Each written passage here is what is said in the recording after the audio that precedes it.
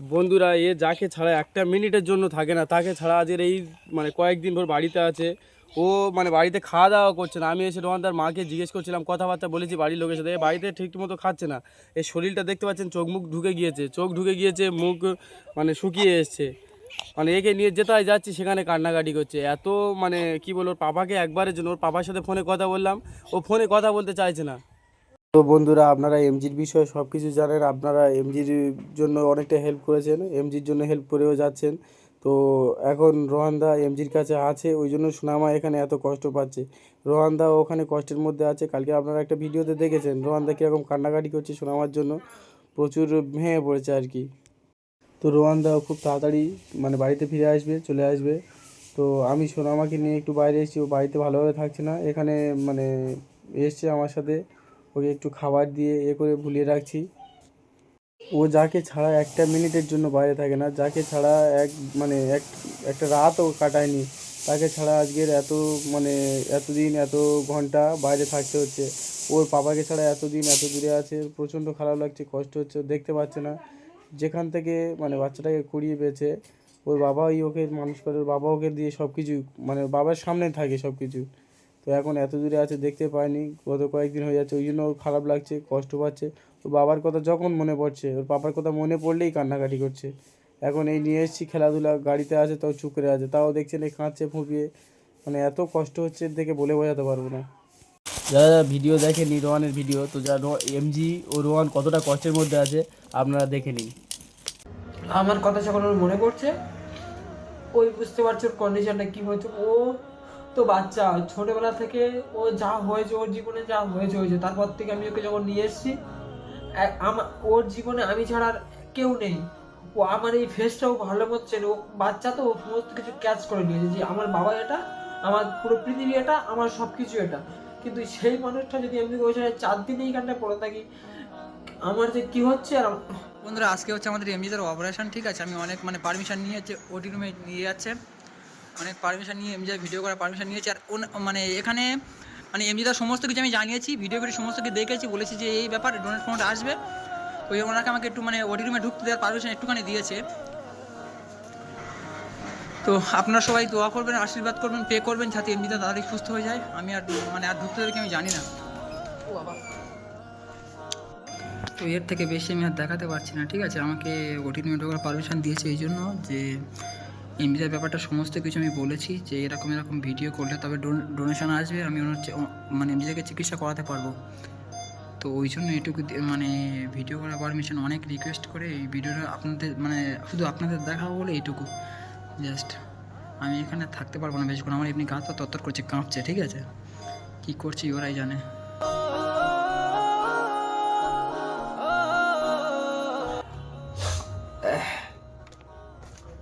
তো আমি আজকে না হলে 4 দিন আমি কিছু খাইনি এখনো পর্যন্ত। আমি আজ 4 দিন, রমজান মাস চলছে, রোজা হচ্ছে, আপনারা সবাই জানেন। তো শুধু ভোরের বেলা একটা রুটি কলা খেয়ে রোজা রেখেছি। আর আজ 4 দিন আমি এমনিদার পিছনে। আর ওদিকে আমাদের সোনামা বা আমার কলিজার টুকরা যে মেয়েটাকে রেখে আমি এখানে এসেছি। তো ফাইনালি এমনিদার অপারেশন আজকে হয়ে গিয়েছে। তো শোনার জন্য যে কষ্ট হচ্ছে সেটা একমাত্র আমি অনুভব করতে পারছি। আর ভাবতেছি যে কালকে আমি বাড়িতে যাব, কারণ শোনার জন্য প্রচণ্ড কষ্ট হচ্ছে, কালকে আমি বাড়িতে যাব। আর আজকে এমনিদের ওটি হলো, তো এখন ওটি চলছে, আমি জানি না কতদের কি হবে না হবে। আর আমি আজকে আপনাদের কিছু প্রশ্নের উত্তর দিতে চাই। আমরা যে ওটিটা করছি এমনিদার, হ্যাঁ, তো সত্যি বলতে আমাদের কাছে একটা টাকা নেই। তো নার্সিং মালিককে রিকোয়েস্ট করলাম, হাতে পায়ে ধরলাম, রিকোয়েস্ট করলাম একটা এরকম একটা ব্যাপার, বললাম যে আমরা ভিডিও শ্যুট করি, ভিডিও শ্যুট করলে কিছু টাকা আসবে। আসার পরে তো কষ্ট হচ্ছে, বললাম যে কিন্তু ভিডিও শ্যুট করি, তা এমজির পুরোপুরি আপডেট আমার চ্যানেলটা সমস্ত কিছু নার্সিং মালিককে দেখালাম। দেখানোর পরে উনি বললো যে ভিডিও শ্যুট করার সমস্যা নেই। নার্সিং মালিক পর্যন্ত বুঝেই গিয়েছে যে এই যে এমজি যে চিকিৎসা করা হচ্ছে এর ডোনেটের প্রয়োজন, সব জায়গা থেকে চাঁদাপত্র তুলে চাঁদা তুলে তারপরে চিকিৎসা করা হচ্ছে। তো ওনাকে বলার পর উনি ভিডিও করতে দিয়েছে। এমনকি উনি আমাকে এটা পর্যন্ত বলেছিল যে তুমি ওটি রুমের পুরোপুরি ভিডিও করতে পারো, কোনো সমস্যা নেই, আমার কোনো সমস্যা নেই, যেহেতু তোমার জন্য, তুমি একটা এতটুকু ছেলে, তোমার জন্য একটা মানুষের হেল্প হচ্ছে, তুমি ওটি রুমের পুরোপুরি ভিডিও করতে পারো। তো আমি পুরোপুরি ভিডিও করতে পারছি না, আর এরকম পুরোপুরি ভিডিও করা ইউটিউবে লিগালি নয় বা সম্ভব নয়, অনেকজন দেখতেও পারবে না। তো আপনার আমার ফেসটা থেকে বুঝতে পারছি আমি 4 দিন রোজা করছি। শুধু আমি আপনাদের একটা কথা বলছি, শুধু আমি আপনারা যারা বলেন যে রোহান হিন্দু না মুসলিম এটা বলেন, কিন্তু আমি মুসলিম, আমি একটা মুসলিমের ছেলে। আমি আজ 4 দিন রোজা করছি বললে মানে কষ্টের কথা কী বলবো আপনাদেরকে। মানে মানে ভোরের বেলা মানে সেরি খাওয়ার সময় মানে ভোরের বেলা আমি শুধু মানে একটা রুটি বা জাস্ট একটু জল বা পানি এটুকু আমি রোজা করতাম, আর সন্ধ্যাবেলা একটুখানি পানি, বাস এইটুকু শেষ। আমার আর কিছু নেই, কারণ আমি হচ্ছে আমার প্রাণের প্রিয় একটা বাচ্চাকে রেখে, যে আমাকে ছাড়া 1 সেকেন্ড থাকতে পারে না, তাকে রেখে আমি চলে এসেছি। আজকে এমডির জায়গায় অন্য কোনো কেউ থাকলে যদি আমি তার পাশে এইভাবে দাঁড়াতাম, আমি তার জন্য এতটুকু করতাম, কারণ সবার উপরে মানুষ সত্য। মানে ভাবতে পারছি না যে সোনামা যে এত কষ্ট পাবে ওর জন্য না।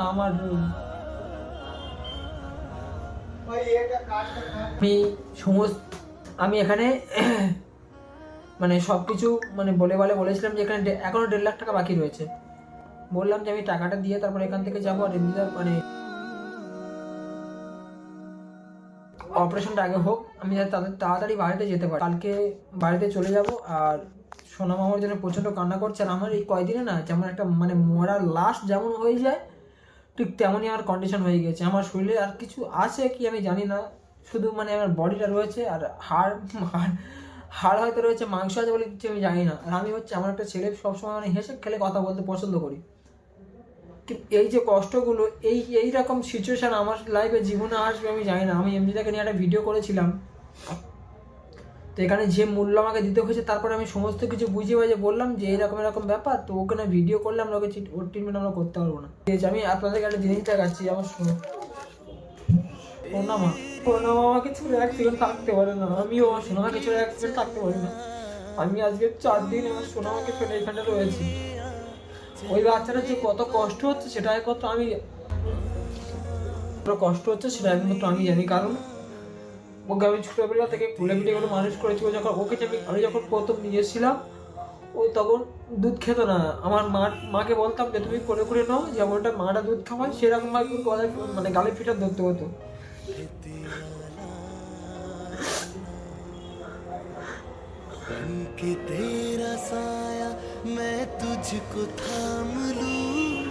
ও আমাকে ছেড়ে 1 সেকেন্ড থাকতে পারে না কোথাও।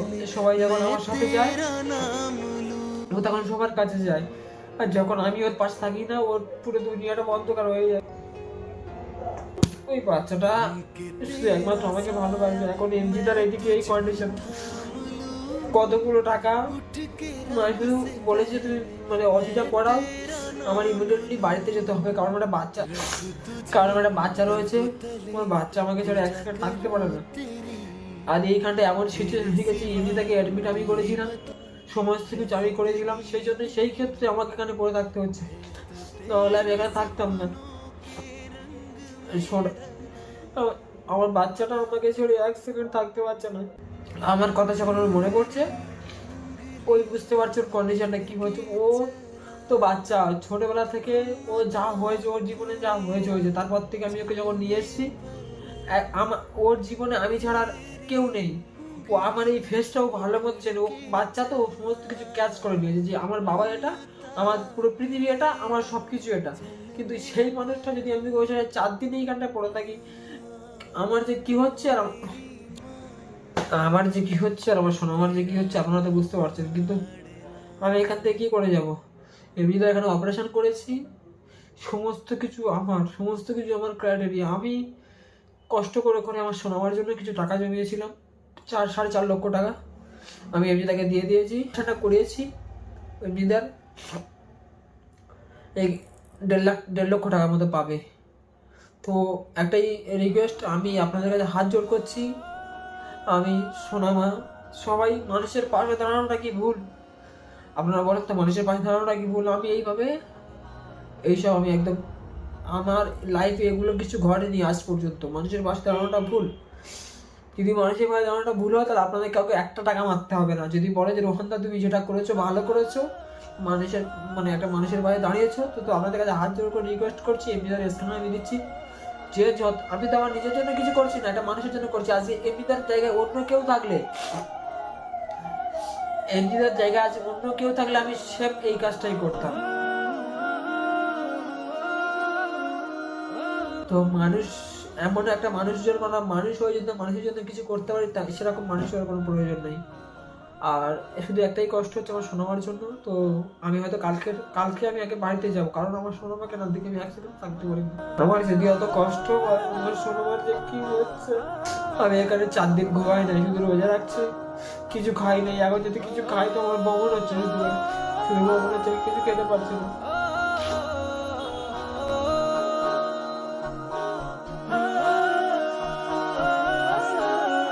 বাচ্চাটা আমার জন্য না খেয়ে যে কতটা কষ্ট পাচ্ছে আর আমি একমাত্র জানি। এমনকি